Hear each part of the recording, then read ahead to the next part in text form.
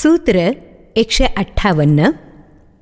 न कदाचित जगत्यस्मिस्तत्त्वज्ञो हन्त खिद्यति यत एकेन तेनेदम पूर्ण ब्रह्मांडमंडलम. या जगात तत्वज्ञानी माणसाला कधी खेद होत नाही, कारण त्याच्यामुळेच हे ब्रह्मांड मंडल पूर्ण आहे. नाथ सांगतात, तत्वज्ञानी म्हणजे केवळ पुस्तकी पंडित नव्हे. जो तत्व जाणतो तो तत्वज्ञ, तत्वज्ञानी. तत्व कोणतं, ते कुठे सापडतं? सर्व ब्रह्मांड हे एकाच आत्मतत्वाचा विस्तार आहे. एकाच आत्मतत्वात संपूर्ण ब्रह्मांड सामावलेलं आहे. हे ते एकमेव तत्व, एकमेव सत्य. ते ज्ञानी माणसाला स्वतःच्या अंतरंगातच उमगतं. किंबहुना ज्याला हे तत्व उमगतं तो ज्ञानी असं म्हणणं अधिक उचित ठरावं.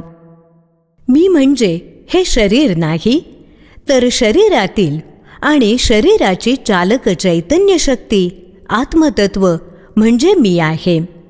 हीच शक्ती माझ्याप्रमाणे सर्वच प्राणीमात्रात आहे. असा अद्वैत भाव ज्ञानी माणसाच्या मनात असतो.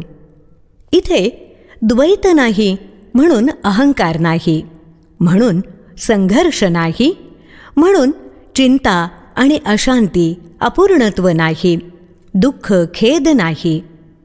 सर्वांप्रती एकच आत्मभाव असल्यानं, सर्वत्र मीच आहे हा भाव असल्यानं खेद कशाचा आणि कोणाबद्दल, कोणासाठी वाटणार?